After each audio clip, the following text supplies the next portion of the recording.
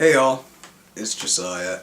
So I want to start off by saying I sincerely apologize that I wasn't here last week.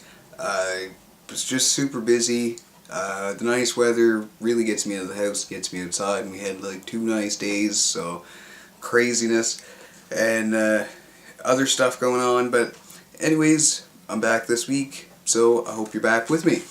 I kind of wanted to talk about this Dr. Stephen Morris, who's at the QE2 in Halifax. So everybody's applying for their SRS and getting their applications in, getting their referrals ready and stuff. And as far as in-province doctors who do top surgery for trans guys or masculine genderqueer people, the only person in province that they're sending people to at the moment is Dr. Stephen Morris at the QE2. He's in plastics. He's been around for years, and if you check him out on RateMD, he's got kind of a meh rating. I saw him a couple years ago. He doesn't have a very good understanding of the double incision procedure. He seems to be well versed in the keyhole procedure. He calls it something different though, and I can't think of that at the moment. Anyways, I guess that's fine. Everyone has their own specialty and stuff, but people going to see Dr. Morris, at the end of your consultation, he will ask you for, he will say he'll send you an invoice for $75–$80, and that's so that he can approach MSI and ask them to fund this procedure. He doesn't accept private insurance because it's a publicly funded hospital, yada yada yada.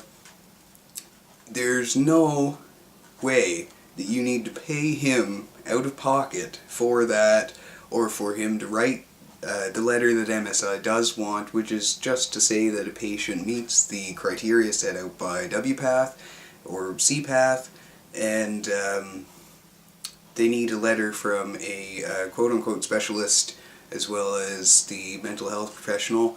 But anyways, I got this from him in a letter. I've written to him asking him to please stop because the billing codes are in place and have been for a year already. So in response to my letter, he sent me the preamble to the physician's manual, and actually the sixth point, .117, all insured services include, where appropriate, any necessary discussion or advice to the patient, as well as, there's a whole bunch of things here, but the last one is including a letter of referral where required, and similar activities normally associated with providing insured medical services.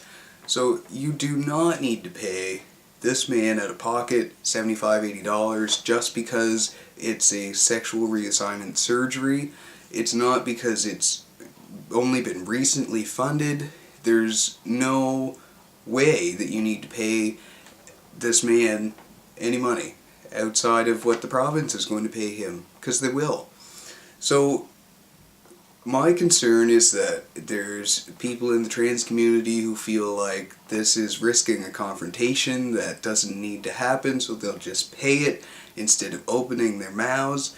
And I guess if you're not willing to stand up for yourself in that sort of situation, then who's going to do that for you? If you go to McDonald's and they want to charge you $15 for a small French fries, are you going to do it?